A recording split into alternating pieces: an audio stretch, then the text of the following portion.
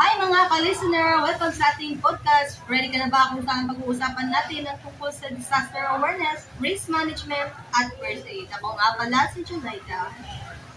At ako nga pala si Fatima. Dito matutunan natin lahat kung paano maging handa sa mga sakuna at kung paano tumulong sa oras ng emergency. Kaya relax lang at sabay-sabay tayong matuto today. Alright! Let's start with our first question. What is bandaging? Bandaging is used para takpan o i-secure ang sugat, pigilan ang pagdurugo, at magbigay ng suporta sa injured parte ng katawan. Okay, next na agad tayo. Give at least 5 current environmental issue. Number 1, uncontrolled deforestation. Number 2, mining and logging. Number 3, air and water pollution. Number 4, coral reef damage. At ang panghuli, wildlife extinction. Okay. Define what calamity. Ito ay sitwasyon kung saan maraming tao ang magkakaranas ng hirap dahil sa kulangan ng pagkain, kiraan at mga pangunahing pangangailangan. Define disaster. So, ito yung pangyayari o natural na gawa ng tao na nagdudulot ng pinsala at pagdurusa sa mga tao at komunidad. So, the next question is, define disaster control. Ito ay mga hakbang para ma-limit o mabawasan ang epekto ng sakuna bago habang at pagkatapos nito. Define disaster management. So, ang define disaster manager ba? Oo. So, ito yung epektibong paggamit ng resourceful para mabilis makabawi at makabalik sa normal ang komunidad. So, next question, define flood. Ang flood o baha ay nangyayari kapag umaapaw ang tubig mula sa mga ilog o kanal dahil sa matinding ulan. Define hazard. So, ang hazard ay anumang natural or human-made event na maaaring magdulot ng panganib sa buhay at ari-arian. So, another question is, define National Disaster Coordinating Council, NDCC. Ito ang highest government body na nagbibigay payo sa President tungkol sa disaster preparedness at relief program sa buong bansa. The next question is define pollution. So, yung pollution ay dumi ng hangin, tubig, lupa dahil sa mga chemical o basura na nakakasama sa tao at kalikasan. So, define rehabilitation. Ito ay proseso ng pagpapalit ng isang tao o komunidad sa maayos at matatag na pamumuhay pagkatapos ng disaster. Define relief. So, ang relief naman ay tulong o assistance na nagbibigay sa mga tao na apektuhan ng kalamidad para maibsan ang hirap nila. So, another question is define risk. Risk ay ang posibilidad o chance na maaaring mangyari ang isang hazard na makakaapekto sa mga tao o komunidad. Define space debris. So, ang the space debris naman, ito ay tirang bahagi ng satellite o spacecraft na bumabalik sa Earth na maaaring maging panghanip.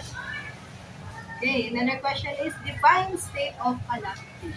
Ito ay dinidilat talaga ng presidente kapag may malawakang pinsala o distraction na dulot ng kalamidad. Define vulnerability. So, ang vulnerability ay tumutukoy sa kahinaan o kakulangan ng kakayahan ng mga tao o komunidad na makabawi sa disaster. What is disaster equation? hazard and risk, vulnerability, disaster. Ibig sabihin, kapag pinagsama ang tatlong ito ay nagresulta ng sakuna. Give at least 5 risk management measures. Okay, we have 1. Engineering measure, land use planning, early warning system, preparedness planning, at reconstruction after disaster. So, what is NDRRMP? National Disaster Risk Reduction and Management. Plan ito ng roadmap ng bansa para sa disaster preparedness at sustainable development. Ang susunod na question ay break time!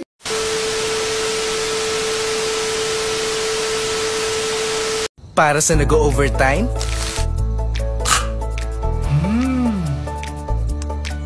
Dahil inaasahan ka na. Asahan mo, Skyflakes. Pag kailangan ng gamot, huwag mahihiyang magtanong. Kung may right med ba nito? May right med ba nito? Pag may kailangan gamot, huwag mahihiyang magtanong. Kung may right med ba nito? Ang right med ay premium na gamot na kayang bilhin. Dahil gusto namin na gumaling kayo. Okay! Hello everyone! So, eto na nga, babalik na natin tayo. I-continue na natin ng ating next question. Okay, the next question is, mention the 3 NDRMP thematic areas. Okay, we have disaster prevention and mitigation, we have disaster preparedness, and we have disaster response. Okay, so the question. Cite at least 4 youth contribution in disaster management. Okay. Number 1, sorting and lodging of relief goods. Number 2, giving first aid. Number 3, comforting victims. And number 4, disseminating information. Okay, the next question is meaning of SOS. SOS. Save our soul. Signal ito para sa tulong kapag may emergency, kapag humihingi tayo ng emergency. So, ang SOS means save our soul. So, another question is, what is basic life support? Ito ay basic medical care na binibigay sa taong may life-threatening condition bago madala sa ospital. Okay, the next question is, enumerate different ways to signal SOS. Okay, pwede natin gamitin ng whistle, flashlight, galaw ng katawan or kamay, basta malinaw na humihingi tayo ng tulong. Okay, give at least 3 examples. Aims, first aid. Okay, number 1, preserve life. Number 2, prevent deterioration at promote recovery. Okay, the next question is characteristic of a good first aider. Oh, so we have gentle, resourceful, observant, trustful, empathic. Okay, another question here. We have hindrance in giving first aid. What is the hindrance in giving first aid? Unfavorable surroundings, presence of crowds, at pressure from victims and relatives. Okay, the next question is how to deal with injuries. Locate wood position, pay attention to anatomical shape ng katawan, at alamin ang laki ng sugat bago i-bandage.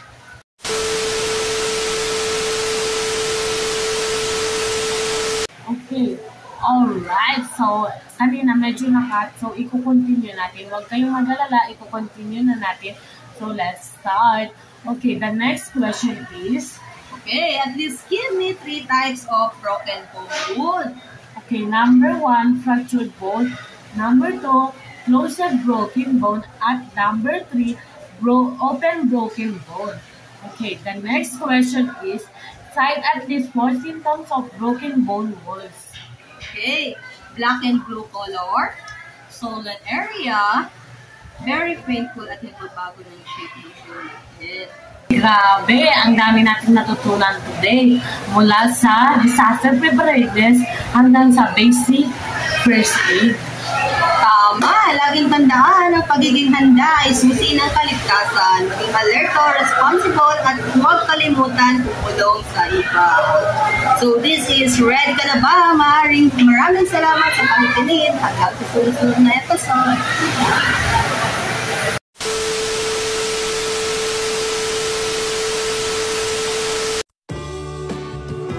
Uy, yes na sana. Pero patira ang kate. Baka dandruff yan. Mag Head and Shoulders. Stops kate and 100% of dandruff.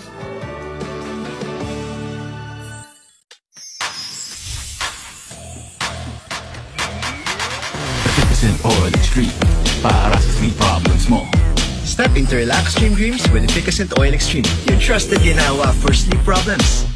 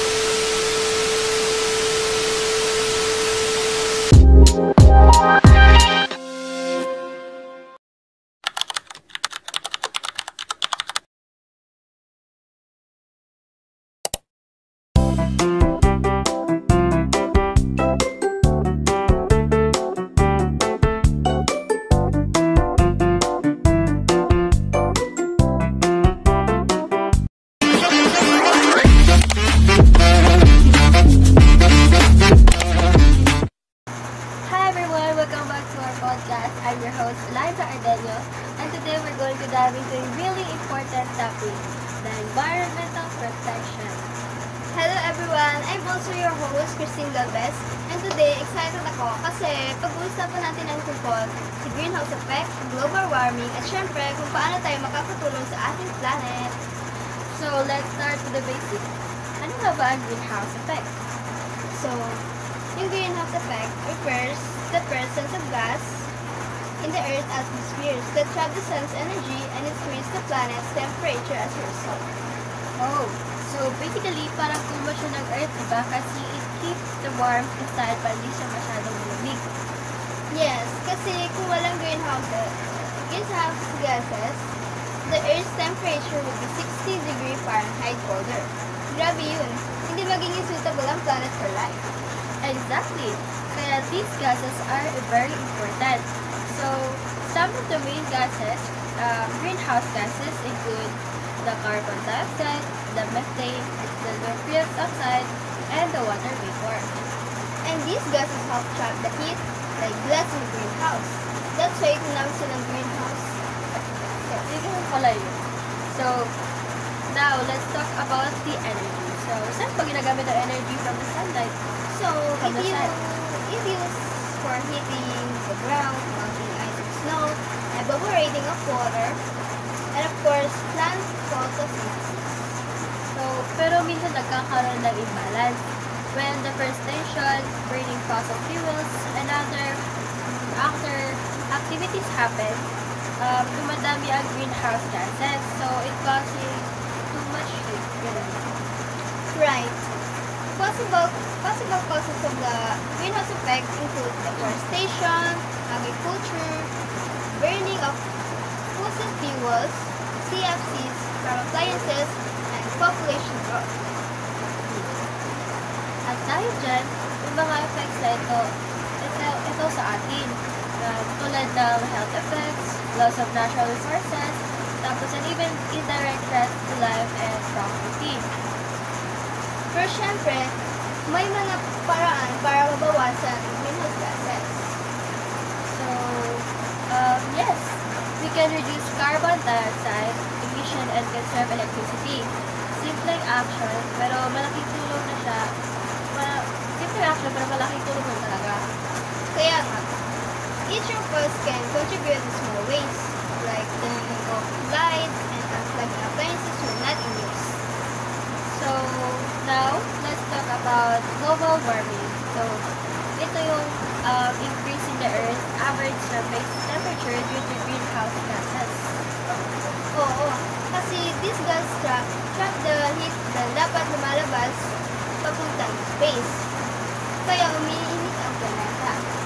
And connected general climate change is a long-term shift in weather patterns, like changes in rainfall, winds, and temperature. And ang mga factors affecting climate ay distance from the sea, ocean currents, prevailing winds, shape of the land or topography, distance from the equator, El Nino phenomenon, and human influence.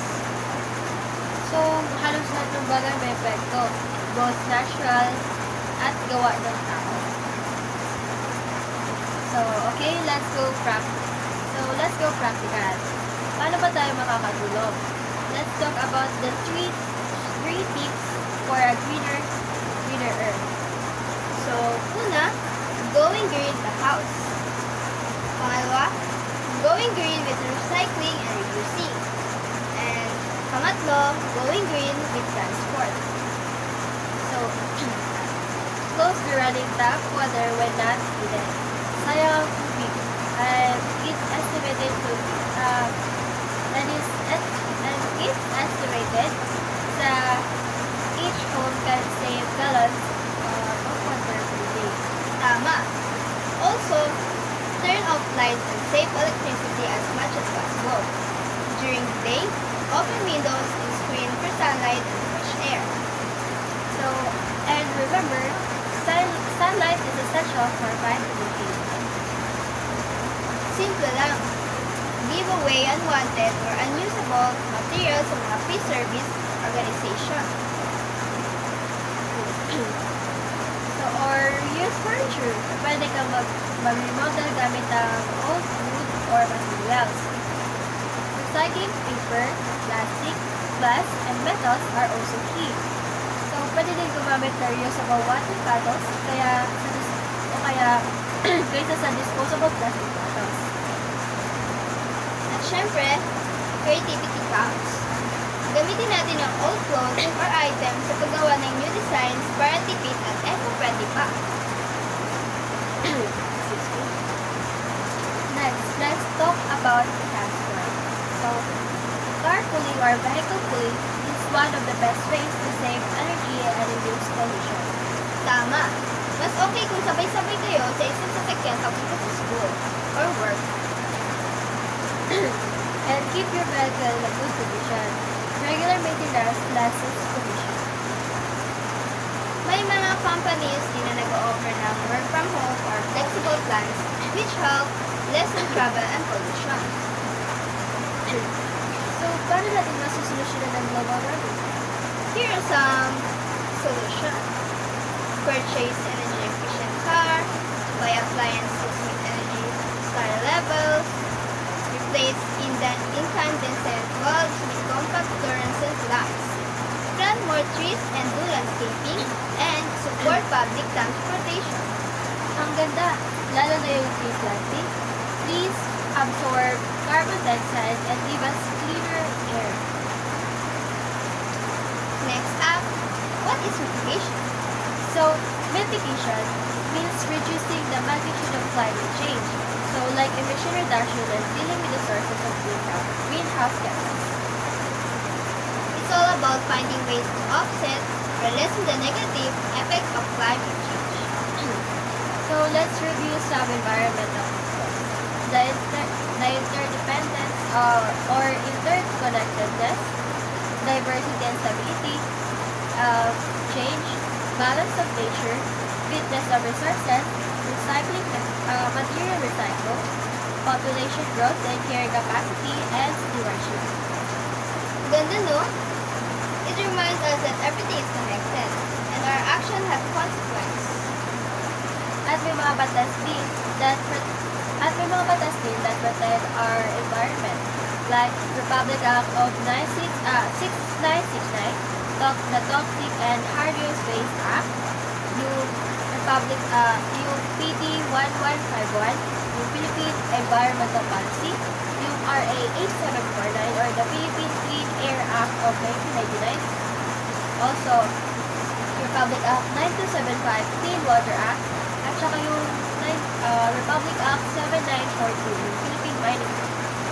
This law have helped regulate pollution, waste, and the use of natural resources. So, we should also protect our forests. Here are some goals.